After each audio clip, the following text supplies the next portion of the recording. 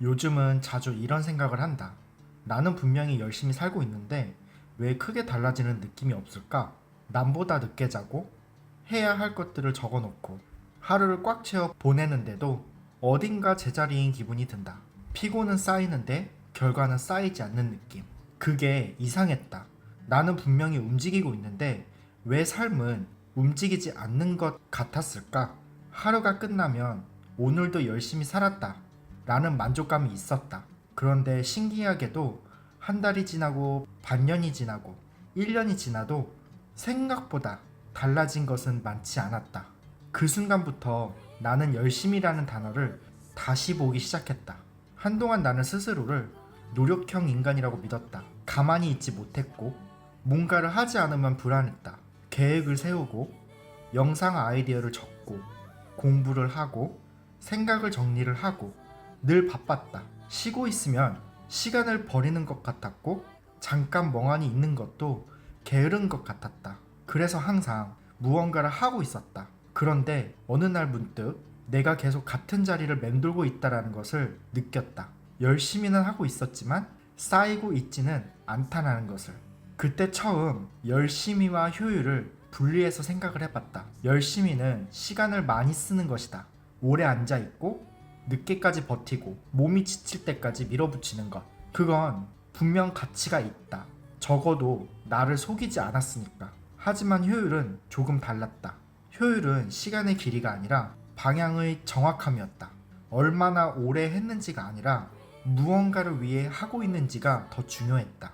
예전에 운동을 하면서 느꼈다. 나는 1시간을 걷고 오면 오늘 운동했다 라는 기분이 들었다. 땀도 조금 나고 시간도 많이 썼고 스스로 대견했다.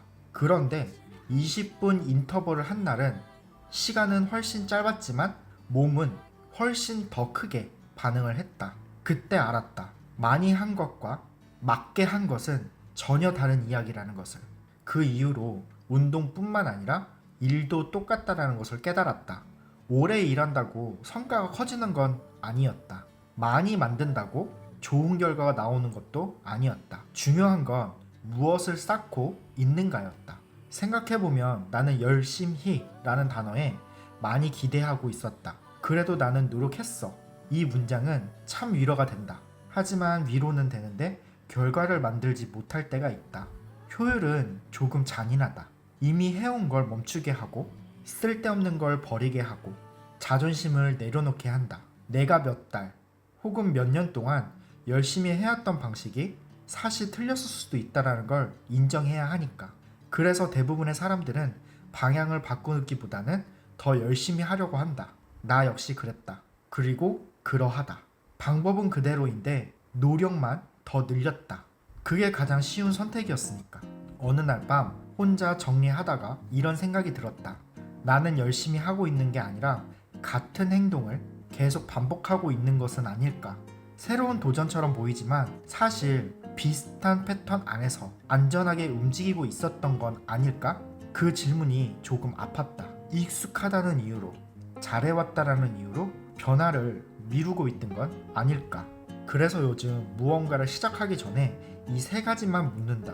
이 행동은 결과와 직접 연결되어 있는가? 반복을 하면 쌓이는 구조인가? 1년 뒤에도 의미가 남는 행동인가? 예전에는 오늘 하루를 채우는 게 목적이었다. 지금은 1년 뒤를 만드는 하루인지가 더 중요해졌다.